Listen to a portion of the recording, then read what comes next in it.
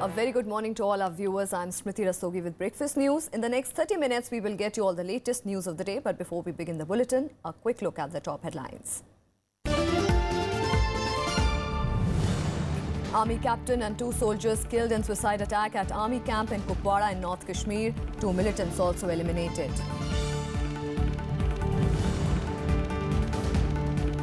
Vice President in Poland on second leg of his 2-nation tour reiterates India's commitment to values of secularism before his departure from Armenia.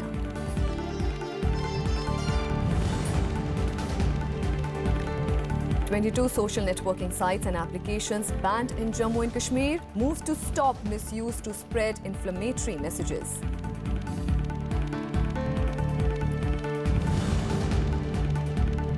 Pakistan apprehends 23 Indian fishermen along with 4 boats off the Gujarat coast. Fishermen taken to Karachi.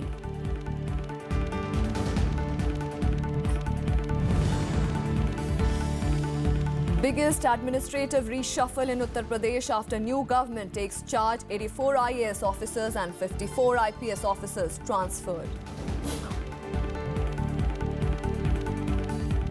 And our top focus, an army captain and 2 soldiers have been killed in a suicide attack at an army camp in Kupwara in North Kashmir. The incident took place at Panchgaon at Chaukibal when militants stormed the battalion camp, which is in charge of road opening duties on the crucial roads in this area. The militants are suspected to be of terror outfit Mohammad. PTI is quoting sources as saying that 2 militants were killed as army foiled their attack. However, a hunt is on to ascertain if any militants sneaked into the camp under the cover of darkness. And for more on this, we'll go across to our correspondent Shakti Sharma, who is joining us from Jammu over the phone line. Shakti, what is the latest on the casualty figure on the army side?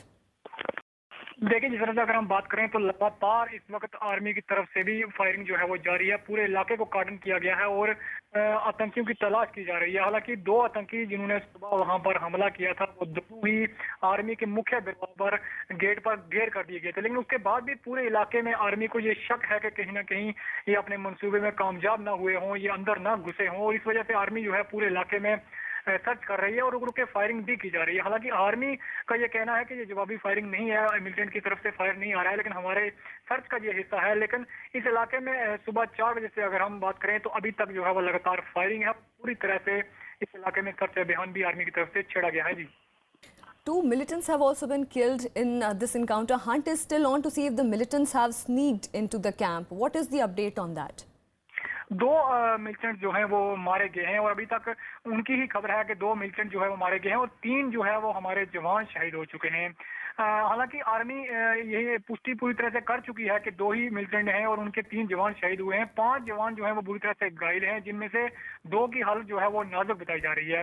इसके बाद की किसी भी तरह की खबर अभी army की तरफ से नहीं आई है। हालांकि आर्मी सर्च जो है वो पूरे इलाके में जारी आर्मी ने रखी हुई है और किसी भी तरह की कोई चूक आर्मी नहीं लेना चाहती। हालांकि 3 घंटे से ज्यादा समय जो है वो गुजर चुका है, लेकिन आर्मी अभी भी चौकस है और किसी भी तरह की सर्च को वो जब तक आर्मी को पूरी तरह से क्लियर नहीं हो जाएगा कि कोई आतंकी जो है वो यहाँ पर नहीं है, तब तक आर्मी अपनी सर्च जो है वो खत्म नहीं करेगी। जी, Thank you so much, Shakti, for joining us and giving us all those latest information from that encounter in Jammu and Kashmir. Moving on, Jammu and Kashmir government on Wednesday ordered suspension of a number of social media platforms citing misuse. At least 22 social networking sites and applications, including Facebook, WhatsApp and Twitter, have been banned on grounds that these are being misused by the anti-national and anti-social elements to spread inflammatory messages. The order issued by the Home Department under the Telegraph Act also blocked over 300 WhatsApp groups for allegedly spreading rumors to influence the youth negatively during the volatile situation in the valley. The ban remains effective for a month or until further notice. The move comes amid repeated student protests in the state, which authorities believe are fanned through social media. Meanwhile, India has formally appealed before a military court in Pakistan to reconsider the case of Kulbhushan Jadhav and release him from jail. Jadhav's mother made the appeal through a letter submitted to Indian High Commissioner Gautam Bambavle in Islamabad. The Indian High Commissioner met Pakistan's Foreign Secretary Tehmeena Janjua on Wednesday and handed her the letter of appeal. He also reiterated India's demand for consular access to Kulbhushan Jadhav, who is facing a death sentence by Pakistan's court. Jadhav's mother also requested the Pakistan Foreign Secretary to grant her a visa to travel to Islamabad and meet her son. However, Pakistan refused to comply with the demand, saying that 46-year-old Indian national was a spy and not covered under the bilateral agreement on consular access. जो appeal 40 दिन के अंदर दर्ज करनी थी वो आज मैंने दर्ज की है पाकिस्तान के फॉरेन सेक्रेटरी साहिबा के साथ। तो अपील जो है जो 40 दिन के अंदर होनी थी वो हमने की है और हम ये चाहते हैं कि कुलभूषण जाधव को जल्दी से जल्दी रिहा कर दिया। And the Pakistan Maritime Security Agency on Wednesday apprehended 23 Indian fishermen and seized 4 of their boats off the Gujarat coast. These fishermen were apprehended by Pakistan near the international maritime borderline and were taken to Karachi. On April 9th, 4 PMSA commandos drowned while 2 others were saved by the Indian fishermen after a boat of the Pakistani agency capsized near the IMBL while allegedly trying to capture around 40 fishermen on 7 boats in Indian waters. To reciprocate the help given by the Indian fishermen, the PMSA had later released the captured fishermen. Arresting and apprehending fishermen is no new tale between India and Pakistani authorities. Home Minister Rajnath Singh on Wednesday decided to strengthen the human intelligence network in Maoist-hit areas to minimize casualties of security forces in anti-Naxal operations. Rajnath Singh said that there is a need to revamp intelligence gathering mechanism and identify problem areas. The Home Minister was chairing a high-level meeting 2 days after 25 CRPF personnel were martyred in Chhattisgarh. Singh also asked the officials to prepare a blueprint of the proposed new strategy for tackling left-wing extremism. The top security brass, including National Security Advisor Ajit Dobal and others, also focused on recalibration of the anti-Naxal strategy. On to some more news, Vice President Mohammad Hamid Ansari arrived in Poland on Wednesday for a second leg of his 2-nation trip. He will meet the President and Prime Minister of Poland today. India and Poland are expected to sign several MOUs, including that in agriculture sector. The Vice President will also be the main speaker at the Poland-India Business Forum, organized by the Polish Ministry of Economic Development. India and Poland have close economic ties, with Indian investments in Poland amounting to around $3 billion, while Polish investment in India are of $600 million. Earlier, before leaving for Poland, Vice President Mohammad Hamid Ansari addressed the students of Armenia's Yerevan State University. He reiterated India's unflinching commitment to the values of secularism while stressing the need for greater investment in education and stronger democratic institutions to deal with the imminent social change. Addressing students of the State University of Yerevan, Vice President Mohammad Hamid Ansari said that commitment to secularism is the basic tenet of Indian Constitution. He added there was no contradiction in the value system. There is a difference between commitment and performance, and that is the stage to which we have to keep walking. And I think the great majority of people in India are committed to that. We do need to create a society which is, as our Constitution says on its first page, a just society. The Vice President also spoke about the geopolitical implications of technological developments and automation. He said that as machines will replace workers, present-day manufacturing-led economies will see a long-term downward pressure on wages. In this context, the Vice President suggested measures for societies and states to respond to these changes. It is evident that countries that have invested in educating their populations, build strong consumer societies, and have democratic institutions that can deal with social change will benefit, because their people will have had their basic needs met and can figure out how to take advantage of the advances in technology. Interacting with the students, the Vice President also underscored the need for greater cultural exchange between India and Armenia. The students also expressed their willingness for greater linguistic exchanges. हम भारत में Armenia का राजदूत होना चाहती हैं. Vice President Ansari was also awarded the degree of Honorary Doctor of Yerevan State University. Vice President also condemned all forms of violence and urged everyone to subscribe to common universal values endorsed by the United Nations. He also gave a clarion call to the young students to work for the betterment of society and humanity at large. Reporting from Yerevan with camera persons Sanjay and Anirban and with inputs from Amrita Rai, I'm Kriti Mishra for Rajya Sabha Television. And giving an impetus to the strategic defence ties between India and Russia, Defence Minister Arun Jaitley met his counterpart Sergei Shoigu. The two sides discussed ways to expedite supply of military platforms by Russia to India, as well as joint development of defence systems. Jaitley is on a 5-day visit to Russia. Russia has been India's largest supplier of military systems, and a number of co-development projects have been finalized by both the countries. Earlier this month, Russian President Vladimir Putin had given the go-ahead for setting up the Indo-Russian joint venture for the production of 200 Kamov military helicopters for India under a $1 billion deal. The issue is also understood to have figured in the meeting. While addressing the Moscow International Security Conference, Jaitley also underlined the need to resolutely resist opportunistic efforts by some states to support the terrorist proxies. He also expressed concerns over the new barriers to migrations and closing of the borders, which he said are elements of a protectionist approach, and that such measures are unlikely to address the complex issues involved. And with that, we'll head into a very short break. More news and updates on the other side. Stay with us.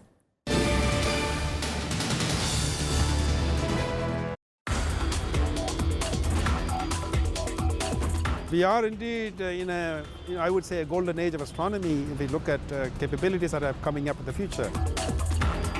One of the key projects that the Minister of Astrophysics is involved in is the 30-meter telescope project, which is a global project to look at, to build the largest telescope on ground. This is a consortium of many countries. India is partner in that. India has roles where we bring in nearly 70% of the contribution in kind. Watch Eureka with Dr. P. Sri Kumar, Director, Indian Institute of Astrophysics, only on Rajya Sabha Television.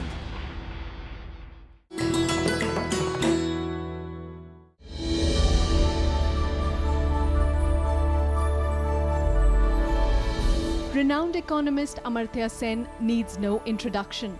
Recipient of the Nobel Prize for Economics in 1998, Sen has always shown a keen interest in the problems of the underprivileged. He has made immense contributions to the discipline of welfare economics and social choice theory, and his books have been translated into more than 30 languages. In 2010, Amartya Sen was listed among the world's 50 most influential people who matter.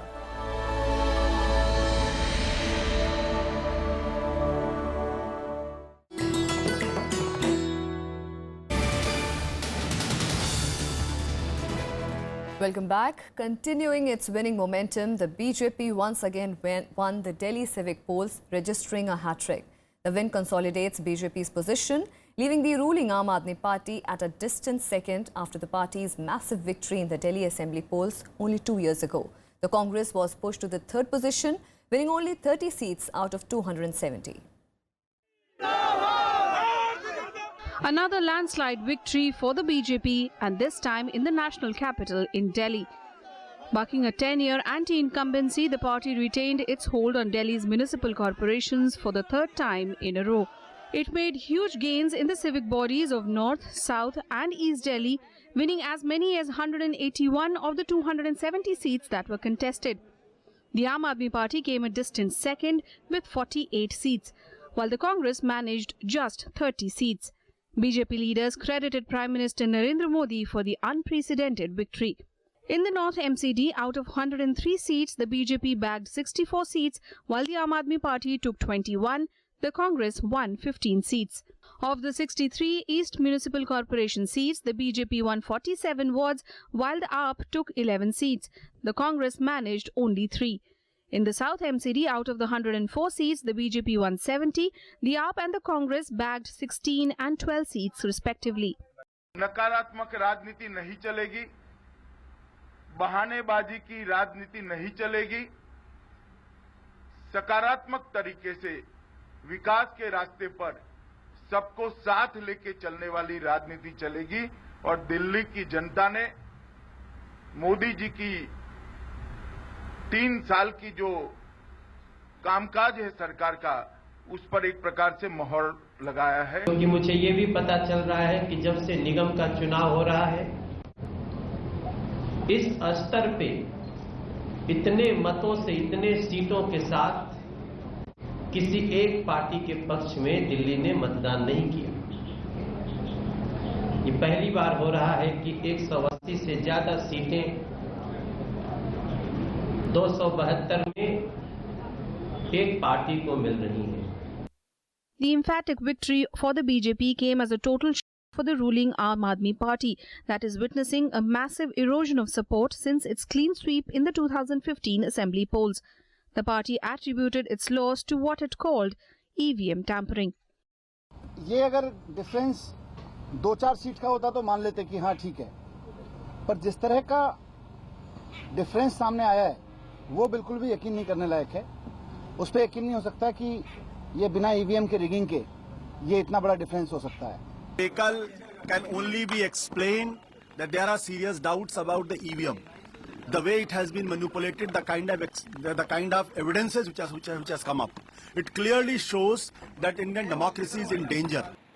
While the Congress regained some lost ground, it still found itself in a dismal third place.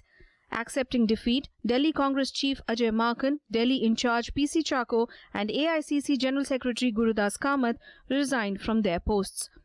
वहाँ से कांग्रेस को निकल कर आना चाहिए था, एक aggressive campaign करना चाहिए था, वो नहीं हुआ। Parties should have an opportunity to put things in order and to improve the situation. So for that matter, I think it is incumbent on our part that having failed, we should leave the post. The high-stakes municipal elections that were held on 23rd April saw a voter turnout of 53.58%. 2,537 candidates were in the fray for the 3 corporations. Elections were cancelled in 2 wards after the deaths of candidates. With inputs from Anu Diwan, Bureau Report for Rajya Sabha TV. On to some more national developments, Prime Minister Narendra Modi will today lay the foundation of a hydro engineering college to be set up in Bilapur district of Himachal Pradesh. The proposed college is likely to boost the hydro sector as well as produce engineers specialized in the field of hydroelectricity. The state government, NTPC and NHPC signed an MOU last year for setting up the college to promote technical education in the state. The Prime Minister will also flag off a flight from Shimla to Delhi to launch the Regional Air Connectivity Scheme, UDAN, under which fares of flights will be capped at 2,500 rupees per seat per hour. And in the biggest administrative reshuffle since it assumed power in Uttar Pradesh, the Yogi Adityanath government transferred 84 IAS and 54 IPS officers, including district magistrates and police chiefs. While Civil Defence Secretary Manoj Mishra has been made Director of Culture, Special Secretary Karan Singh Chauhan has been sent to Jhansi as District Magistrate. Prominent among those transferred included DM Lucknow G.S. Priyadarshi, who has been sent to Muzaffarnagar in the same capacity, while DM Kanpur Kaushal Raj Sharma will take his place. Similarly, DM Gautam Buddha Nagar Nagendra Prasad Singh has been replaced by Brijesh Narayan Singh. Prominent among the IPS officers transferred include SSP Ghaziabad Deepak Kumar, who has been sent to Lucknow in the same capacity, replacing Manzil Saini, while SSP Saharanpur Lav Kumar has been made the SSP of Gautam Buddha Nagar. And here are some more updates from across the country and nationwide. The centre on Wednesday appointed Rajiv Rai Bhatnagar as the next Central Reserve Police Force Chief. The post has been vacant for more than 8 weeks because the central government could not agree on a name. The Home Ministry has earlier recommended the name of another IPS of 1983 batch, R.K. Pachnand, but the same was turned down by the PMO. Pachnanda who now has been appointed as the DG ITBP. Now Bhatnagar is the second senior most IPS officer from 1983 batch after Pachnanda.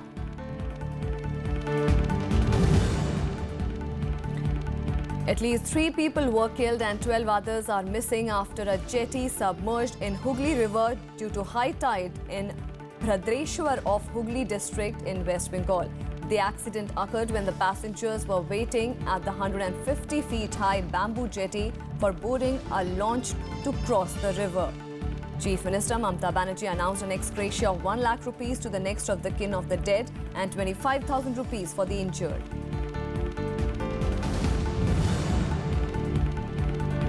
A fierce heat wave hit several states across the country as mercury breached 40 Celsius mark.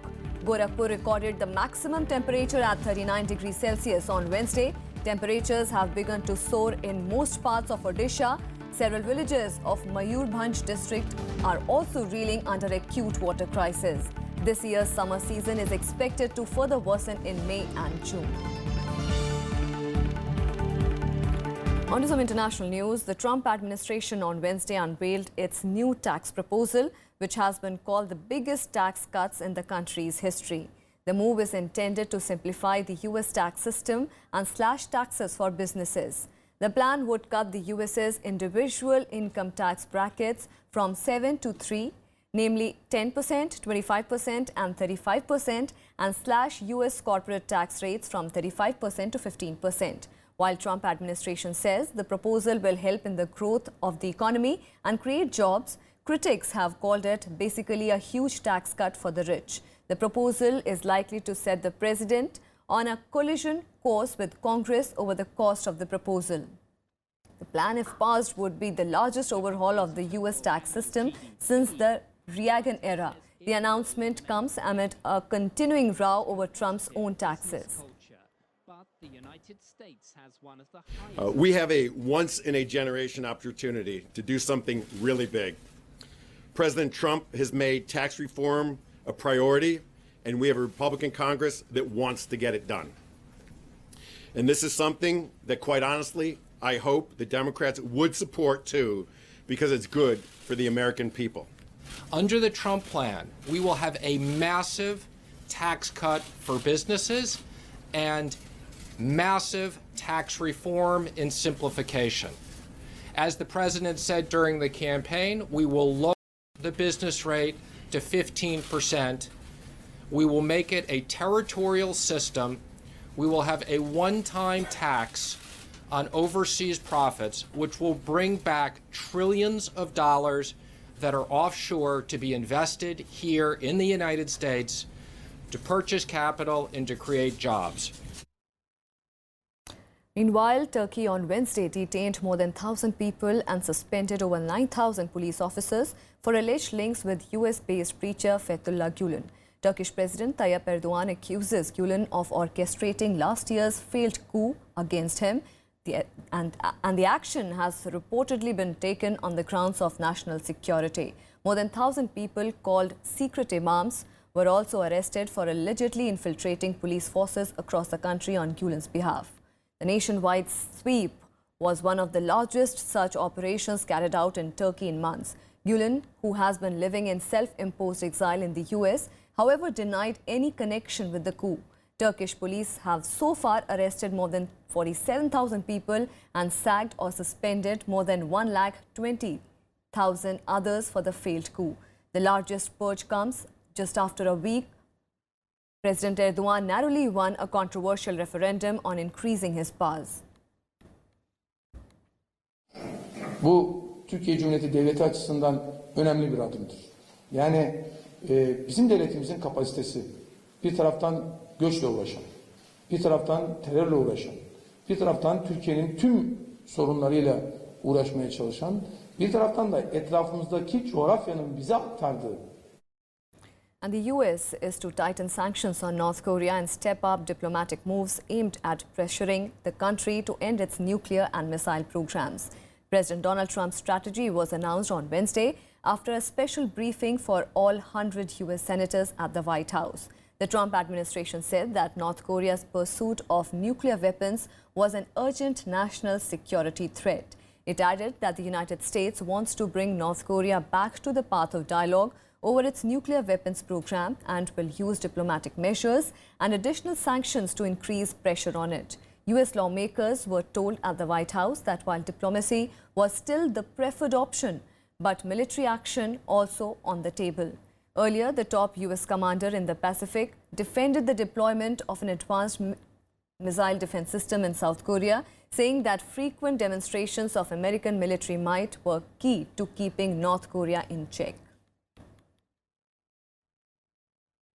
And I think, it was a sobering briefing in which it was clear just how much thought and planning is going into preparing military options if called for, and a diplomatic strategy that strikes me as clear-eyed and well proportioned to the threat. I think the best way to minimize conflict with North Korea is for Kim Jong-un to understand unequivocally that if he launches an attack on the United States or our allies, or if he attempts to go forward with nuclear tests, to go forward with placing a nuclear warhead in an ICBM that could reach the American mainland, that the repercussions will be very significant. That's why General Brooks and I are doing everything possible to defend the American homeland and our allies in the Republic of Korea and Japan.